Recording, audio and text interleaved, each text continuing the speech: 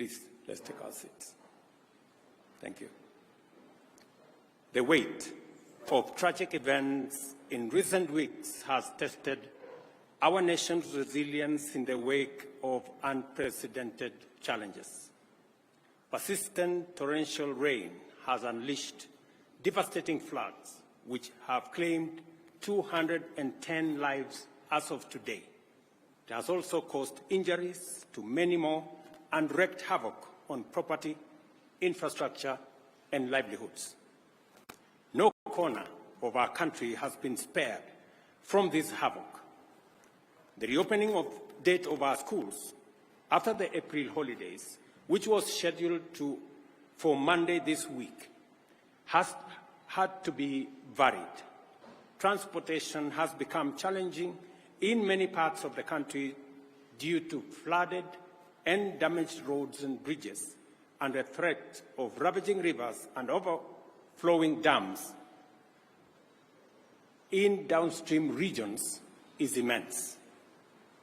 Water volumes in the Seven Forks Hydroelectric Power Dam have hit historic highs, with Masinga and Kiambere dams already spilling over through the managed spillways and threatening to overflow into neighboring settlements and causing devastation downstream in Garissa and Tana River counties. Sadly, we have not seen the last of this perilous period, as the situation is expected to escalate. Meteorological reports paint a dire picture.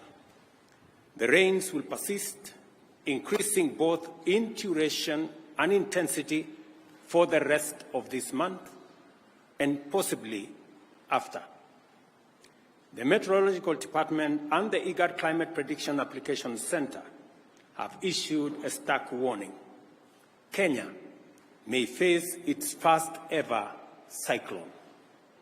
This cyclone, named Hidaya, could hit any time and is predicted to cause torrential rain, strong winds, and powerful and dangerous waves, which could potentially disrupt marine activities in the Indian Ocean and settlement along the Kenyan coast.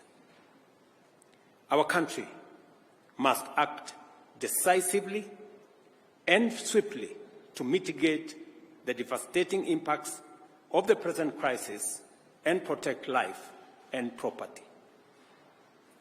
The loss of human life, displacement of people, and destruction of property has been most profound within fragile ecosystems, on which the government has taken the following steps.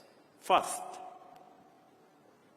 the government has mapped out 178 dam and water reservoirs situated within public and private lands in 33 counties, which are already full and present imminent danger to adjacent settlements and people. Second, areas prone to landslides and mudslides in various counties have been identified as high-risk areas from which the adjacent settlements have to be evacuated. Third, relocation notices have been issued to all persons living in unplanned settlements within riparian reserves along rivers, streams, and other water courses. Acknowledging the gravity of this unfolding situation, the Cabinet has met 3 times over the last 10 days to provide leadership on a whole-of-government response to this crisis. To support disaster response and mitigation efforts across the country, the Treasury has been directed to provide adequate resources and work with other development partners to provide for the purchase and supply of food, medical, and other non-food items.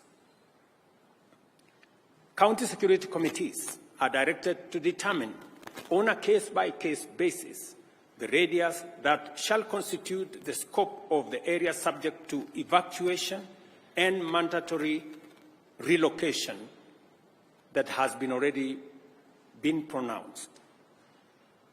The county security committees are further directed to continuously monitor other dams and water reservoirs across the country that may not be presenting a risk now, but could do so in the event of further precipitation.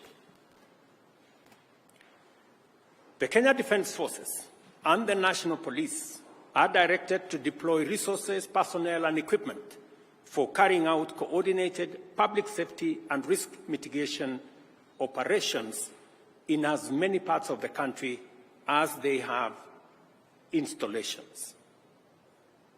Security agencies are further directed to enlist the support of the National Youth Service and work with the National Government Administration officers to respond to this emergency, including ensuring timely, orderly, and human evacuation of all persons at risk.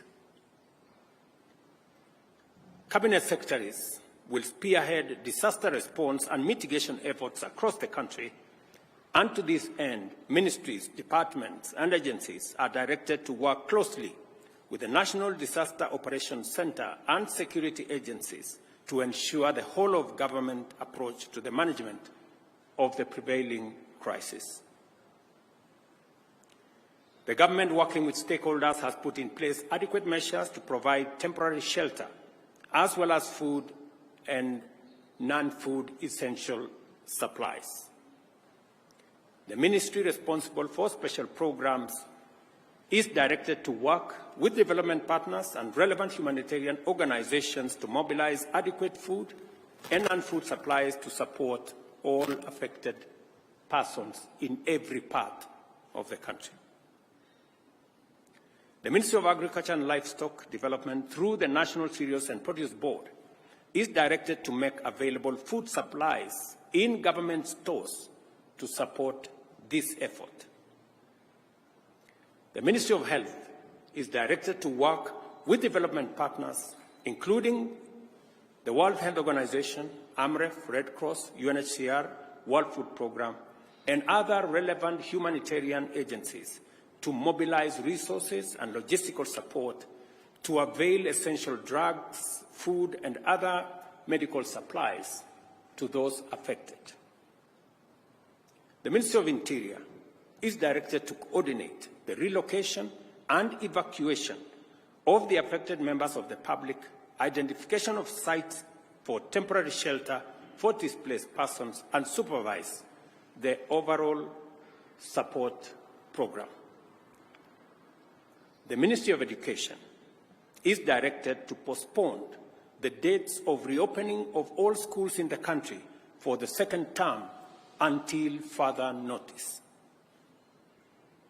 Members of Parliament are requested to reorganize the CDF allocations to prioritize reconstruction of school infrastructure that has been damaged as a result of the floods ravaging the country.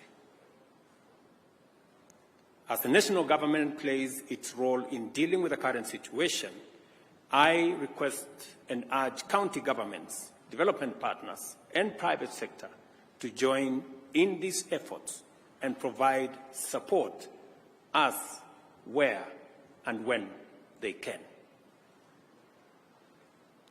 In Nairobi, settlements in riparian reserves have complicated the response efforts and compounded and aggravated the risk to human life, safety, and property destruction. The Ministry of Interior is hereby directed to enforce the relocation notices issued earlier upon their expiry at 6:30 p.m. today. We appreciate and thank members of the public who are already cooperating with government on the evacuation and relocation effort that is underway. I want to mention specifically citizens in different parts. I saw, for example, in Dandora, citizens themselves volunteering, removing their structures, carrying their wares, carrying their furniture, and looking for places to store them. It is an encouraging development that citizens are part of the solution and they are participating in the evacuation and relocation efforts. Further, the government appreciates the goodwill demonstrated by thousands of individuals and institutions, volunteers, and others who have made tremendous input into alleviating the suffering and pain by those affected by the prevailing crisis. In the same spirit, the public is called upon to respect and adhere to safety alerts and interventions and to cease and desist from risking their lives or the lives of others by daring the force of nature. Kenyans must avoid endangering their lives by recklessly attempting to cross flooded rivers or drive on waterlogged roads. I extend my gratitude to the media for their commitment to contribute airtime worth Kenya shillings 100 million to support response to this crisis.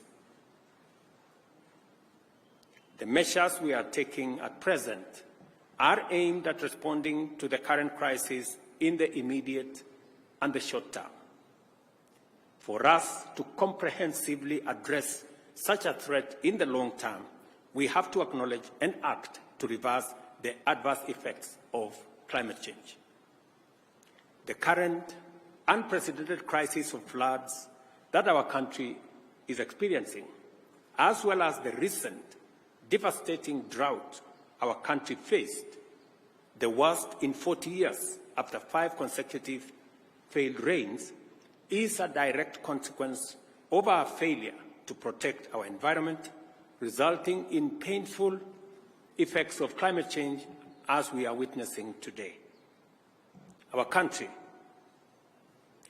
will remain in this cyclical crisis for a long time unless and until we confront the existential threat of climate change. Our climate action agenda is informed by the sad reality that our country's future remains under threat until we restore our degraded ecosystems, including forests, rivers, and wetlands. We must therefore remain committed to confront this existential challenge and do it head-on. It is imperative for us to prioritize environmental conservation efforts and implement aggressive reforestation and wetland restoration programs. Scientific evidence indicates that restoring our natural habitats is our best defense against escalating weather extremes. To this end, I urge you, fellow citizens, to sustain and intensify your positive response to the ecosystem restoration agenda, which aims to grow 15 billion trees nationwide within the next 10 years. This year's program on climate action agenda will be made public in the coming days.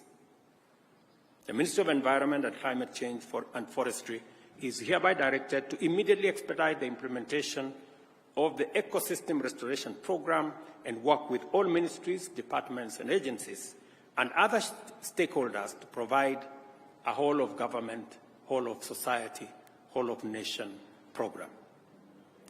In the face of daunting challenges, immense threats, and unprecedented hazards, our nation has never faltered.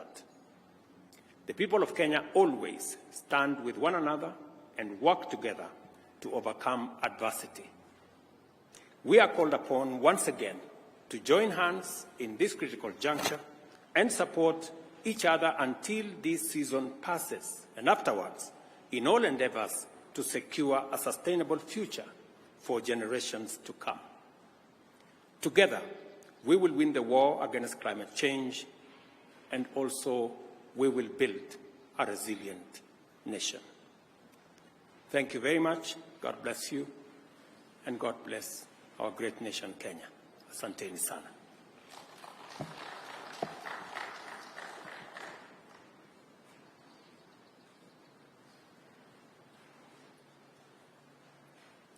Thank you very much.